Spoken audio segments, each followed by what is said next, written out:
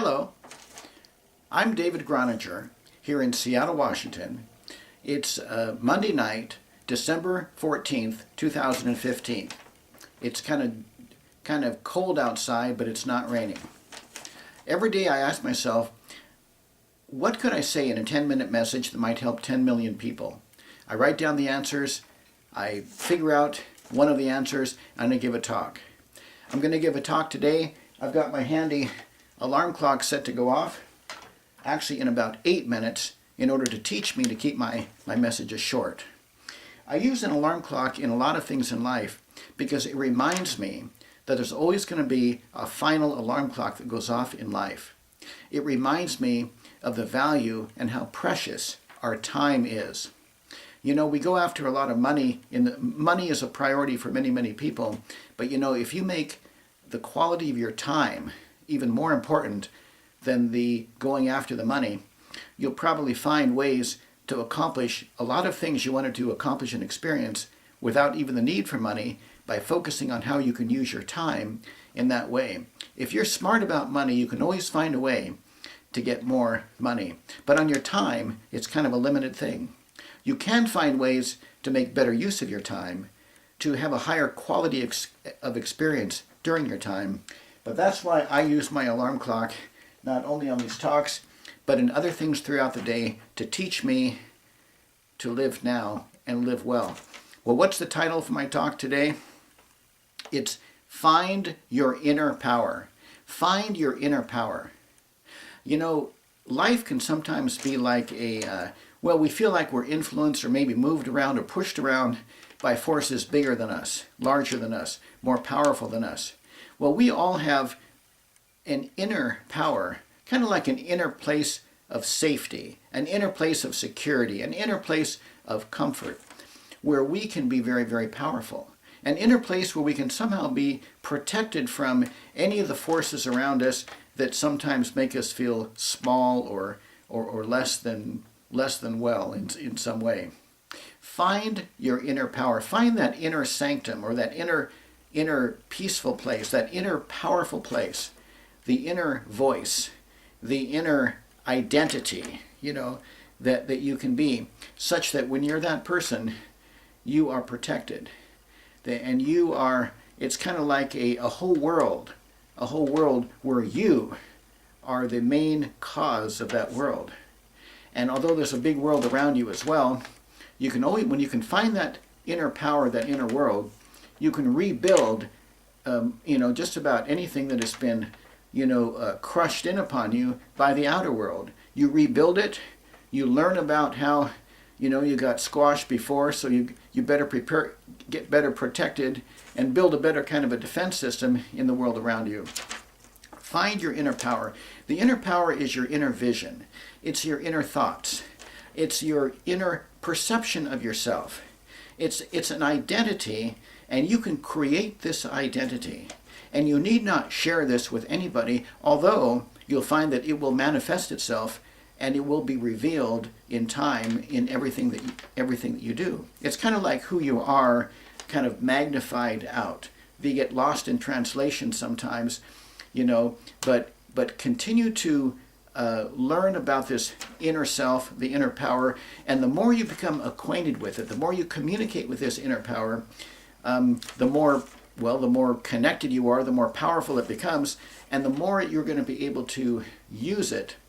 And when you when you identify your inner power, your inner self, your inner identity, you're going to find that your people skills are going to be enhanced, because you're going to be able to also help other people identify or find their inner strength, their inner willingness, their inner desire to do what they want to do in life, their inner visions, their inner passions, and things that their inner visions, their inner intuitions, the courage to take little steps.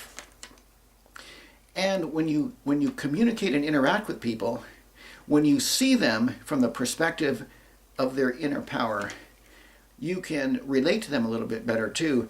And so you find your inner power, connect up with other people's inner powers, and you're very, very powerful. In fact, 5 or 10 or 15 or 25 people that are very, very connected with their inner powers and very interconnected, with each other and working as a team, can be more effective than 100,000 people who are completely separate from their inner power and maybe being ruled or controlled or influenced by a king, a dictator, or an influential leader, or whatever it might be. Your inner voice is something that can speak, that can think for itself. So find your inner power and use your inner power, and find ways to magnify the inner power. You know how, like, when they split the atom and all this energy comes about? Well, your inner self is like, it's kind of like the atom, and within this atom has a tremendous amount of energy that was unknown for a long time until they finally found a way to split the atom, and then they have nuclear fission.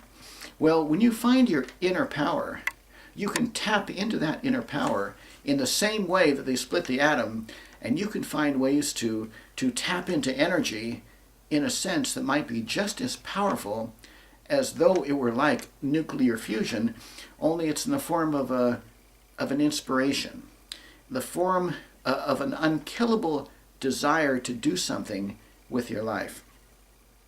And it might be in the form of an enthusiasm or an energy, an ambition that just cannot be squashed. So that's my simple message today. Find your inner power. Find your inner identity. You can create whatever inner identity that you want, and you can keep it safe. This is between you and you. It's sometimes like living in a little world. Some people kind of call it maybe a fantasy world. However, there is a dysfunctional way to be in a fantasy world where you're actually in denial of the world around you. That's my limit. I'll go just a little bit more. When you're in a fantasy world where you're in denial of the real forces around you that are actually, crushing in on you, well, that's not necessarily serving you very well. But on the other hand, you can live in your fantasy world and have a very beautiful, happy life, and yet still be aware of all of the forces around you and live in harmony with those forces. In other words, protect yourself with those from those forces that aren't serving you well. It's like a dance, You want to do the inner dance in harmony with the outer dance of life. It's when you are out of step. It's when your fantasy life is completely out of step with the world around you. That's when the dreamers, the planners, the musicians. There's a piano behind me that's off the screen. I write music, and I play music. I write stories. Where the inner creator gets into trouble is when the inner creative powers that we have are blind to the world around us, that, hey, we need to have a job too. We need to somehow pay to live someplace and buy food. Well, when we live in harmony with these laws and actually have the job, we can buy the food, we can find a way to have plenty of time to do our creative things. In other words, we can live our happy, ideal, fantasy life, and we can live in the world around us. It doesn't have to be the either or, we can have both. So find your inner power and be aware of all of the other powers around you too, and do a kind of a dance of life so that you're in step with life. Don't let life step on you, and don't use your inspiration that you find to force it upon other people either. Don't try to judge life too harshly because the forces around you do not understand or appreciate or feel compassion toward your beautiful dreams. But instead, respect the life around you for what it is, but find that inner power, that inner self, that inner identity, and foster its growth. Nurture it along. Make it become very, very, very powerful. And you'll find ways to kind of have that power supported by the world around you, rather than being in conflict with the world around you. That's where the inner and the outer work in good harmony. It's like a person jumping in the water to swim. The water actually can support the person so he can float along and swim. But by not understanding how water works, the same person could sink and drown. So the world around you is kind of like a body of water. You could either sink in it if you don't understand the principles of it and the fact that, well, there's this thing called gravity and you have to keep yourself somehow afloat. So you have to learn how to swim or find life jackets or find lifeboats or something to keep you afloat. And at the same time, you can live your creative life. Find your inner power and nurture this inner power. Enjoy the inner power, share your inner power, identify your inner identity, and be respectful of the laws of life that are around you, and be in step with it. Respect the outer world and have a deep, deep respect and lifelong commitment to the nurturing of your inner power. Well, that's David's talk for the night. And so this is David Groninger in Seattle, Washington, saying thank you.